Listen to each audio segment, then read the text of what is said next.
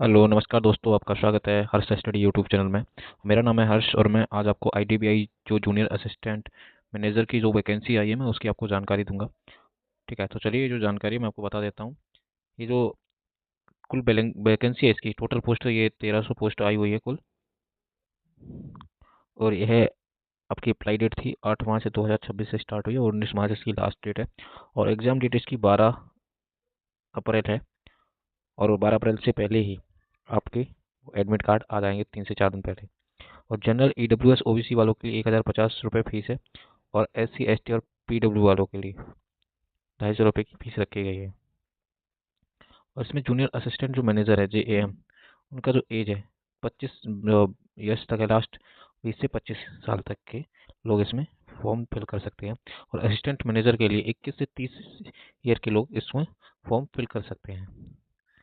और जो एलिजिबिलिटी है इसकी जूनियर असिस्टेंट मैनेजर की, candidate must have a bachelor degree in any stream from A recording university in India. मतलब candidates कम से कम बैचलर ग्रेजुएट होना चाहिए। और application form the general OBC and EWS category must have at least 60% marks. मतलब graduation में उसने 60% mark प्राप्त किए हों जनरल ओबीसी और ईडब्ल्यूएस वालों के लिए। और एससी एसटी के लिए और विकलांग कैटेगरी के लिए मिनिमम 55% मार्क्स होने चाहिए ग्रेजुएशन में। और असिस्टेंट मैनेजर में ग्रेड ए में candidates must have bachelor degree in any stream from a recording university in India at least 2 years of relevant work experience. मतलब कैंडिडेट्स को ग्रेजुएट होने के साथ साथ 2 साल का एक वर्क एक्सपीरियंस भी चाहिए। ठीक है। डिटेल्स ऑफ द वैकेंसीज, जो जेएएम की जो पोस्ट है जूनियर असिस्टेंट मैनेजर की, उसमें कौन कौन से जोन है? अहमदाबाद जोन, इसमें कुल 70 वैकेंसीज हैं। और इसकी जो लैंग्वेज चाहिए गुजराती चाहिए। और बेंगलुरु में कन्नड़ चाहिए और 75 लैंग्वेज। और भोपाल की जो लैंग्वेज है वो हिंदी है और इसमें कुल 55 वैकेंसीज आई हुई हैं। भुवनेश्वर में हिंदी और उड़िया लैंग्वेजेस में कुल 50 वैकेंसीज हैं। और चंडीगढ़ में पंजाबी हिंदू उर्दू लैंग्वेज चाहिए और इसमें कुल 70 वैकेंसीज आई हुई हैं। और चेन्नई में तमिल लैंग्वेज चाहिए और 70 वैकेंसी इसमें भी हैं। और दिल्ली में हिंदी लैंग्वेज चाहिए और कुल इसमें 130 वैकेंसीज आई हुई हैं।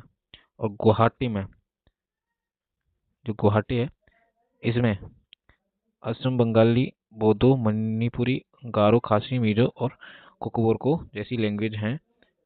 इसमें कुल 35 वैकेंसीज आई हुई हैं। और हैदराबाद में तेलुगु उर्दू लैंग्वेज चाहिए, इसमें कुल 65 वैकेंसीज आई हुई हैं। कोच्चि केरला, इसमें मलयालम चाहिए लैंग्वेज, इसमें कुल 55 वैकेंसीज हैं। और कोलकाता वेस्ट बंगाल सिक्किम में बंगाली नेपाली और हिंदी लैंग्वेज चाहिए, इसमें कुल 60 वैकेंसीज आई हुई हैं। लखनऊ उत्तर प्रदेश उत्तराखंड हिंदी उर्दू लैंग्वेज चाहिए, उसमें कुल 85 लैंग्वेज आई हुई हैं, सॉरी 85 वैकेंसीज आई हुई हैं। मुंबई में मराठी लैंग्वेज चाहिए, इसमें कुल 130 वैकेंसीज आई हुई हैं। और नागपुर में मराठी लैंग्वेज और 50 इसमें वैकेंसीज हुई हैं। और पटना बिहार झारखंड, मतलब हिंदी, इसमें हिंदी चाहिए लैंग्वेज और कुल 45 वैकेंसीज आई हुई हैं। और पुणे में मराठी कोंकणी और मराठी चाहिए, इसमें कुल 55 वैकेंसीज आई हुई हैं। और इस टोटल वैकेंसी जो है 1100 इसकी आई हुई हैं। तो दोस्तों मैंने आपको आपके जोन के हिसाब से बता दिया है। आप अपनी जोन के अकॉर्डिंग फॉर्म फिल कर सकते हैं। ठीक है, आपको जिस लैंग्वेज जोन से लैंग्वेज आती है वहाँ से आप फॉर्म फिल कर सकते हैं, कोई परेशानी नहीं होगी इसमें। मैं आपको एक बार अपनी कैटेगरी के हिसाब से आपको बता देता हूँ इसमें कितनी कौन सी जो वैकेंसी है। अहमदाबाद में टोटल वैकेंसी आपको 70 मिलेंगी, जहाँ पे अनरिजर्व कैटेगरी के लिए 28 है, एससी के लिए 10 है, और एससी एसटी के लिए 7 है, और ओबीसी के लिए 18 है, और ईडब्ल्यूएस के लिए 7 है। वैसे ही आपकी ये जो लखनऊ है, इसमें अनरिजर्व कैटेगरी के लिए जो है जनरल के लिए 37 वैकेंसीज आई हुई हैं। और 12 एससी के लिए हैं और 6 आपके एसटी के लिए हैं। ओबीसी के लिए 22 वैकेंसी है और ईडब्ल्यूएस वालों के लिए 8 वैकेंसी हैं। और टोटल इसकी जो वैकेंसी है 85 आई हुई हैं। और आप लोग अपनी जोन के अकॉर्डिंग जहाँ से फॉर्म फिल कर रहे हैं वहाँ से आप अपनी सारी जानकारी यहाँ से देख सकते हैं। ठीक है। और एजुकेशनल क्वालिफिकेशन जो है जेएएम ग्रेड ओ वालों के लिए regional bachelor degree with minimum 60% marks for general EWS and OBC candidates and 55% for SC ST और PW candidates in any discipline from a university recording approve by the government bodies. ठीक है।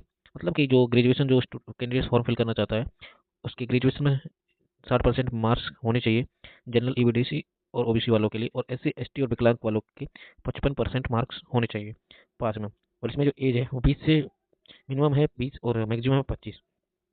Must have been born not early than March 2001, मतलब जो candidate form fill करना चाहता है उसका जन्म 2 March 2001 and not later than March 1 2006, मतलब 2 मार्च 2001 से पहले ना हुआ हो जन्म और मार्च 1 2006 के बाद जन्म ना हुआ हो, वो लोग इसमें फॉर्म फिल कर सकते हैं। ठीक है। आईटीबीआई जूनियर असिस्टेंट मैनेजर और असिस्टेंट मैनेजर की जो वैकेंसी है उसका जो सिलेबस है वो सेम सिलेबस ही रहता है बैंक से रिलेटेड का।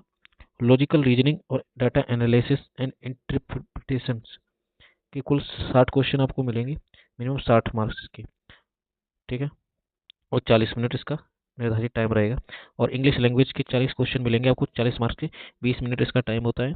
क्वांटिटेटिव एटीट्यूड मतलब मैथ, मैथ के आपके 40 क्वेश्चन मिलेंगे इसमें और 40 मार्क्स के, इसमें कुल 35 मिनट आपको टाइम मिलेगा।